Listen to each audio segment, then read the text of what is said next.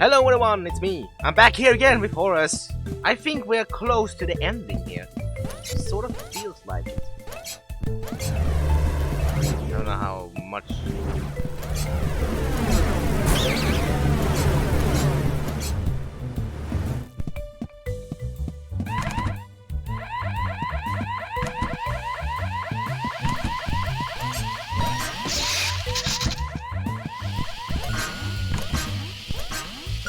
Ow!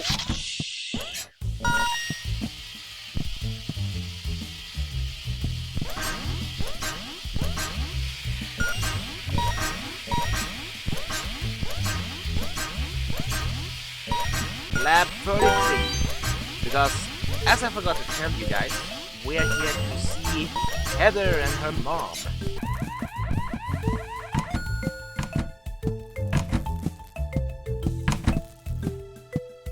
Well,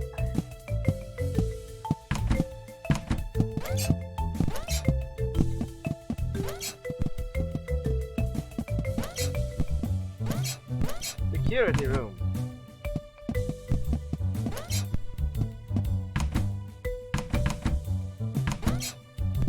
Okay, I don't get it, but okay.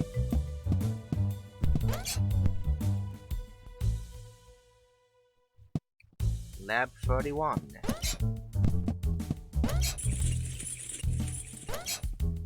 Then we're getting close.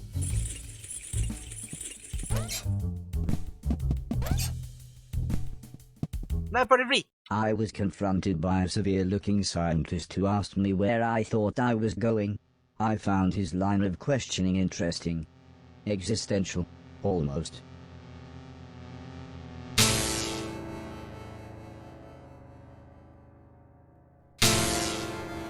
Oh, it's him!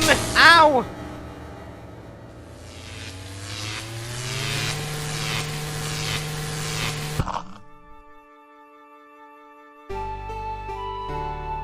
I was so stunned I couldn't speak. Are you okay? Asked Heather. Mum told Dr. Harrell he really shouldn't force a power cycle on you robots. I don't think she recognized me, but eventually I got enough strength up to speak. However, all that came out was, Heather.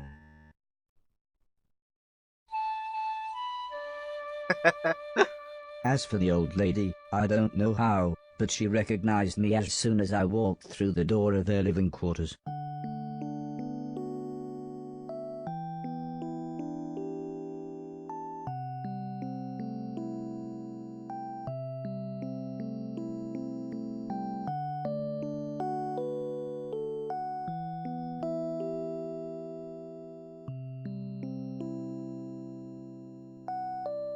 They both smiled when I told them how everyone else had worked together to create a distraction at the base's main gates. Well, said the old lady, we've been looking for an excuse to escape. Heather, grab your things and we'll get going. Oh, yes!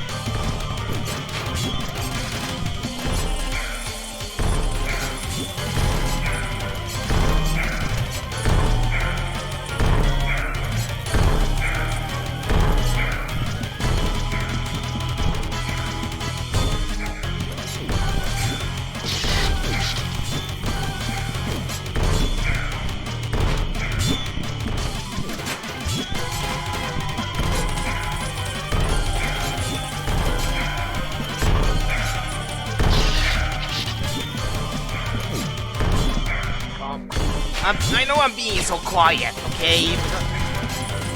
I'm just concentrating. I don't want to fuck up.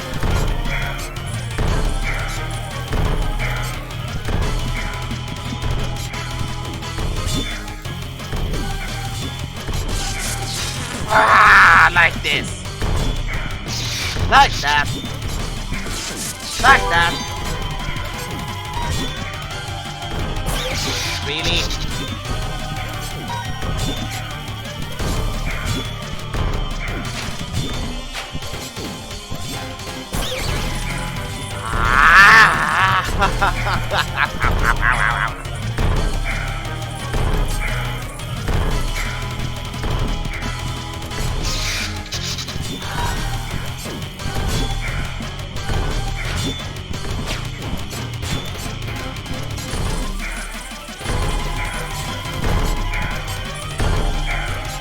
Is it final boss from them?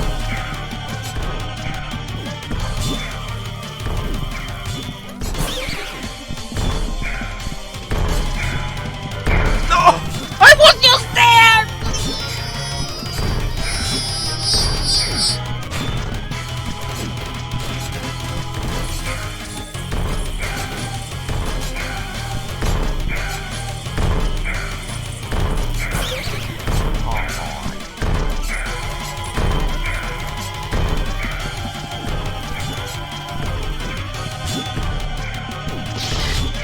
Really? That shouldn't be this hard to beat!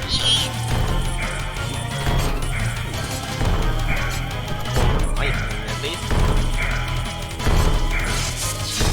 Oh, God.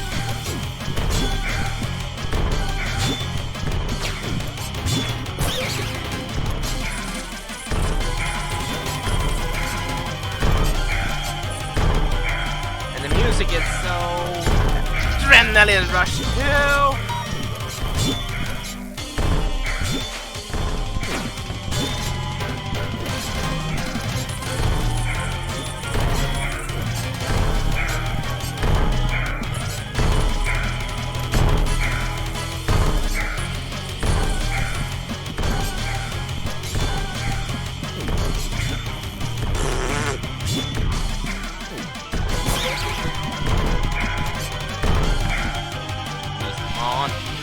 Okay, much worse.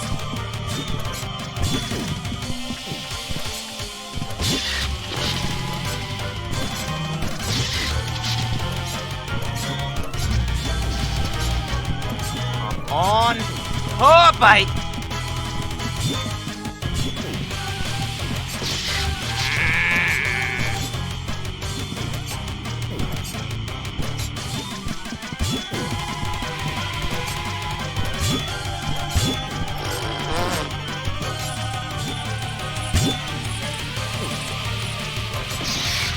Damn it.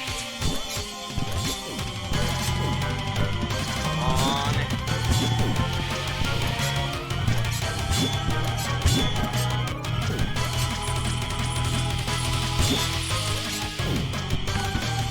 God.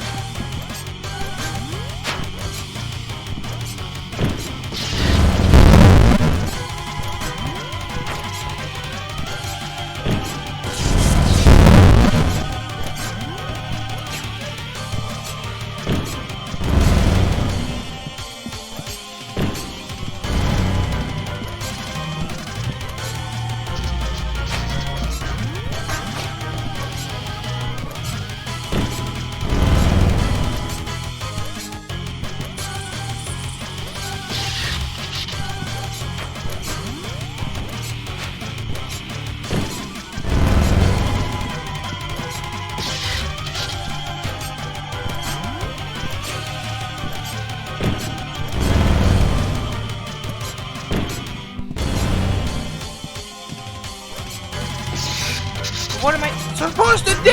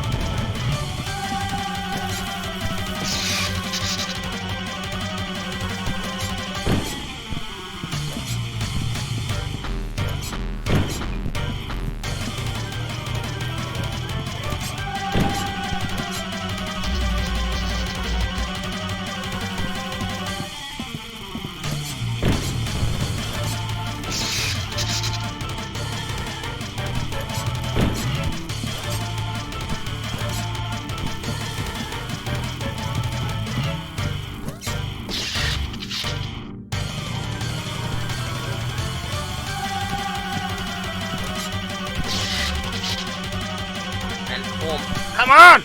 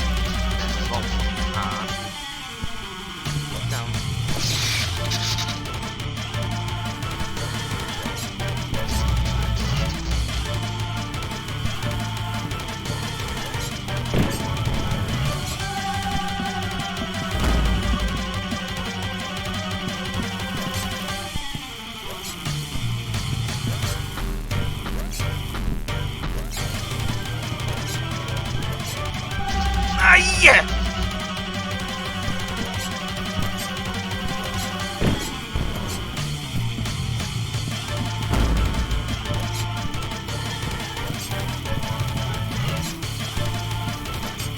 Come on! I think this is the final stage. Come on now, come on.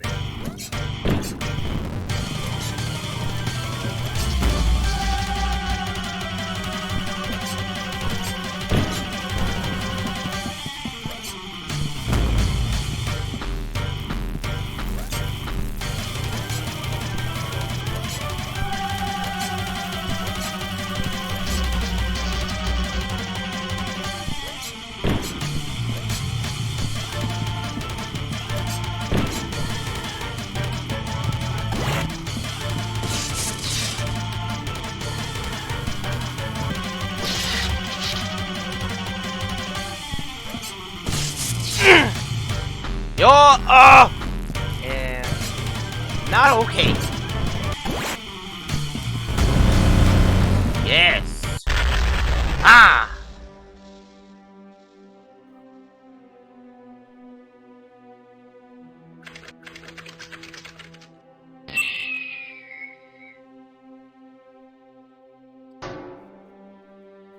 Yes. Let's go.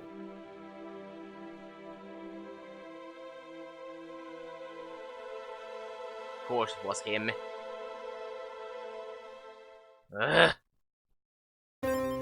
How did I escape? With difficulty. How did I plan this moment? With pleasure. Alexander Dumas, Count of Monte Cristo. Oh! Nice. A single bored-looking guard stood between us and the exit. All the other soldiers must have been at the main gate, either being entertained or annoyed by Mr. Silton and the others. How did we get past him then?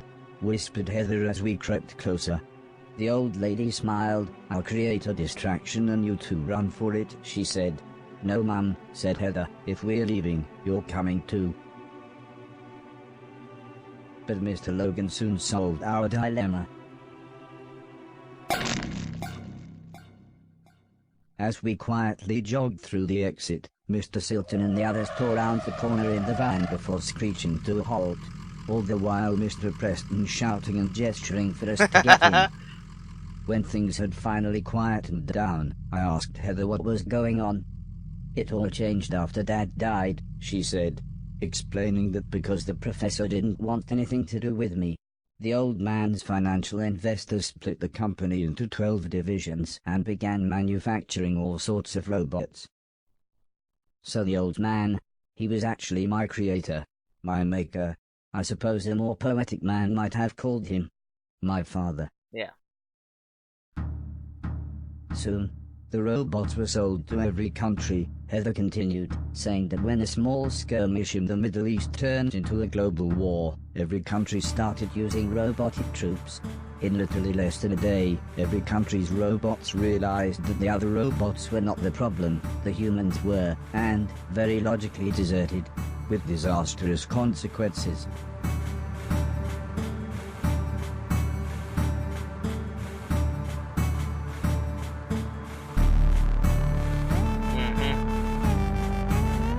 Aww, they simulated the Christmas at pretty. Oh, the first one. Aww, look. You even play video games.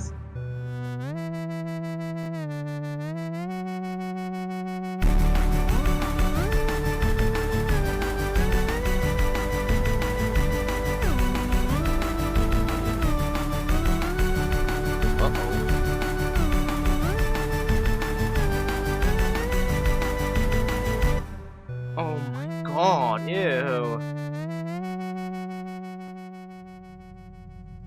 It suddenly all made sense. What the professor had said, all the other robots, and why no one ever wanted to talk about the war when I was around. All of a sudden, Alice shouted for everyone to hold on, we were being followed. Whoa.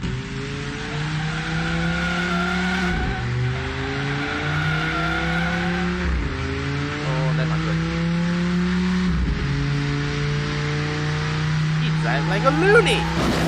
No!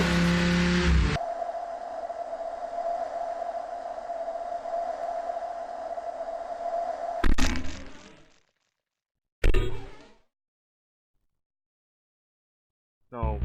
No. No, no, no, no, no, no.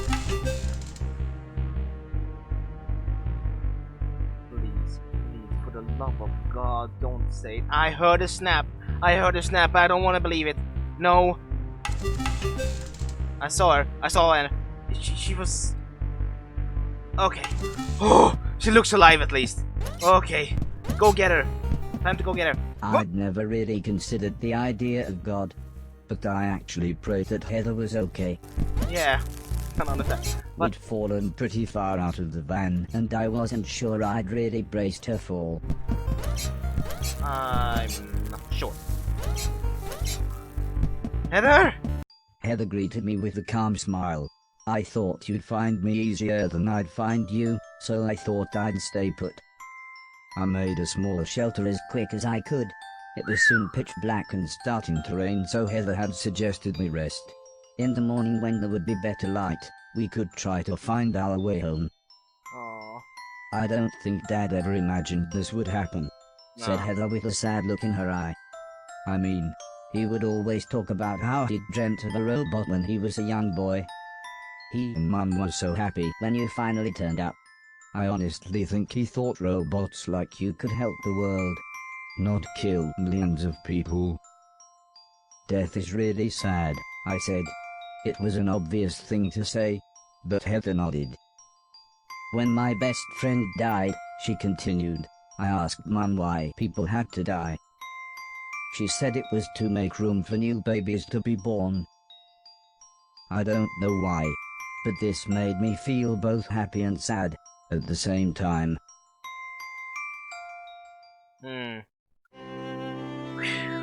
Family reunion. Yes. Mr. Preston practically fell through a bush as he said, there you are. We've been looking for you all night. He explained that they had lost the soldiers but the van had broken down. Luckily though, it was actually only a short walk away. I must have looked sad when we got back, as the old lady sat down beside me. What's the matter? She asked. I told her that Heather had explained the war to me. The old lady sighed, it's not your fault, before saying how the original idea was for the robots to be raised like children, learning and developing their own consciousness.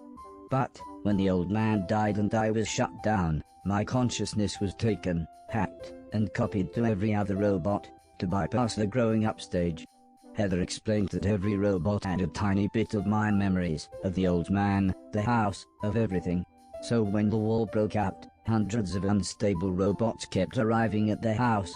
I think it was like some kind of pilgrimage for them, said the old lady. That's why we created a scrambling signal. It only works within a few hundred miles, but turns any unlicensed or illegal robots close enough into mindless zombies. That's another reason we were surprised to see you. Heather explained how most of the planet had been taken over by robots. She said they were looking for more people, but it wasn't looking good.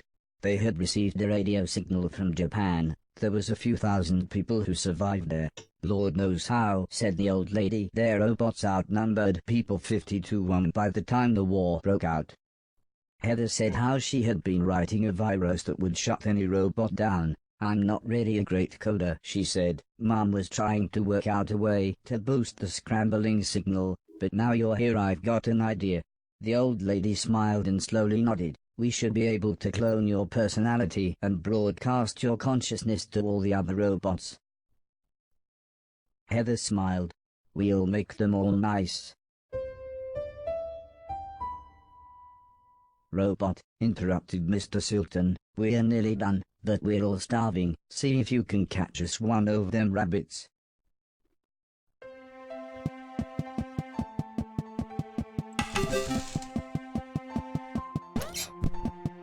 So, it must have been several years since the old man had died. Yeah. It must have been. It was strange. Heather was now as tall as me, if not taller. I wonder how old she is now. But at least everyone was back together. I was so happy for the first time in ages. I just knew everything was going to be alright. Oh, don't jinx it. After all we needed to do was save the world, or at least help put it back together. Yeah, true. I suddenly realized what Mr. Sultan meant by, we're all starving.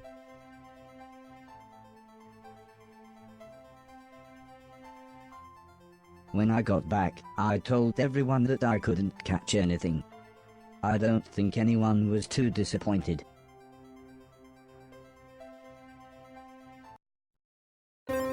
Okay, family is the most important thing in the world. Princess Diana, yes, family is the important thing in the world. But they also have to go into consideration as well.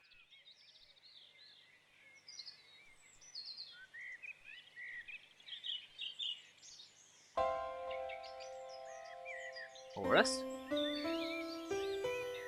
He has his clothes on. Yes!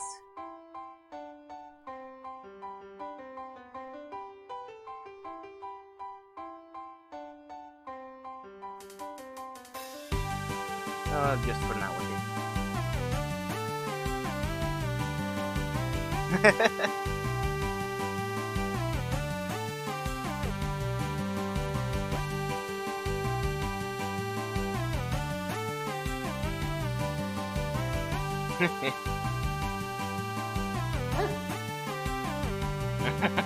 Okay. It looks like everything is going back to once they were. That's nice to hear. Nice to see you. Are we gonna fly again?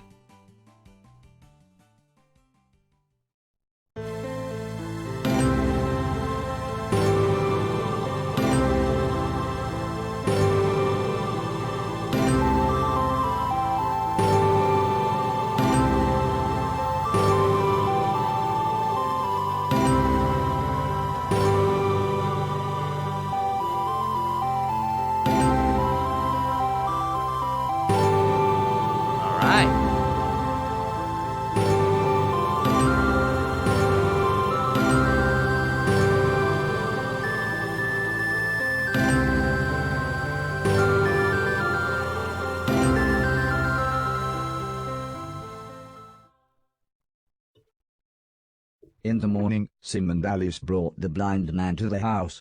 Despite his lack of sight, he was quite the computer expert. Ooh. He talked the others through the process of setting up a video phone. Oh, nice. He said it should serve our purpose, but the low bit rate might make everyone's faces look a bit blocky.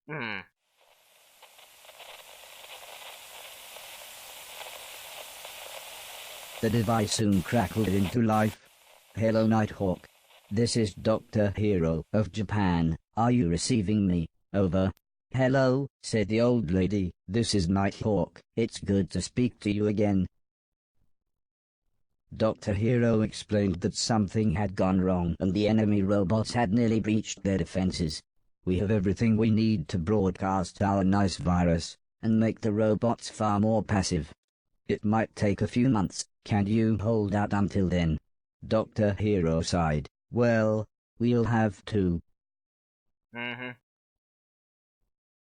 I spent the rest of that day helping Sim and the blind man set up a computer with what they called the internet.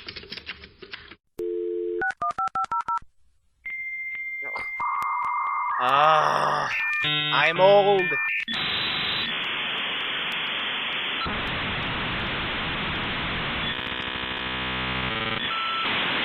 I remember it so well. Yay! The planet might have been ravaged by war, but this allowed people to communicate with each other. The old lady was concerned about viruses and other technical-sounding things, explaining that they might infect me. But Mr. Silton talked right over her, as he convinced everyone it was a great idea. It was amazing. When Heather and I looked at it, there was nothing but video games and awesome cartoons. Ooh. When Mr. Preston looked, it was all strange conspiracies and ghosts. Mr. Logan saw guns. Alice saw that her church was having a summer fete. For Mr. Deck it was operas and subtitled films.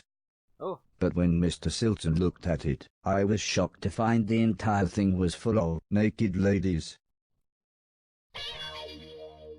Ugh. Ugh. Okay.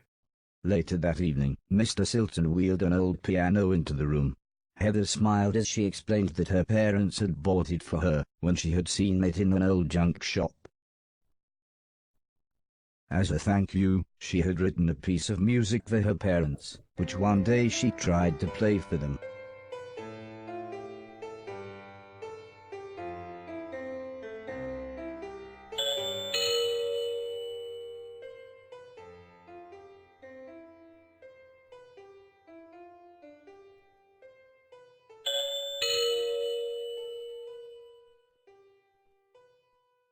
This is when Horace can come.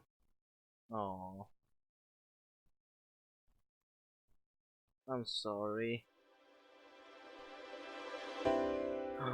Yes, it's the day Horace came. For some reason, she then gave me a huge hug and suggested I might like to play the piano with her.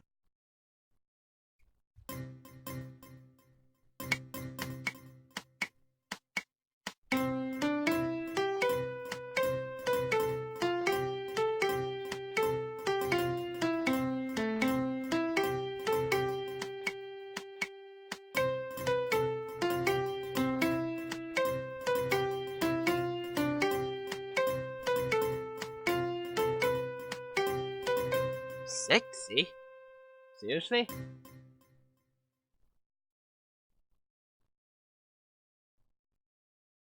Well, that was good, I guess. As happy as the old lady was with us playing the piano, we soon got back to business. After scanning the house, she explained that, other than the escaped nanobots, there were 4 test robots that I would have to track down.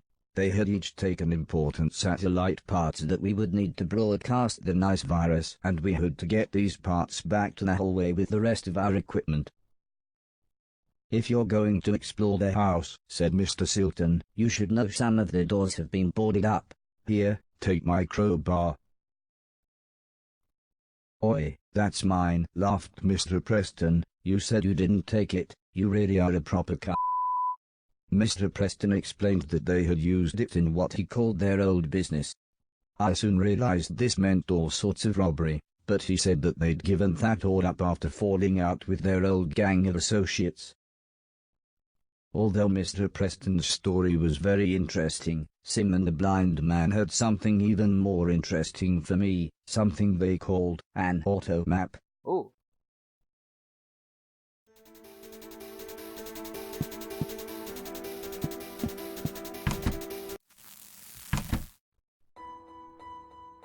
Well, come on now. Ah, okay, you cannot tell me where it is, okay. But, you know what?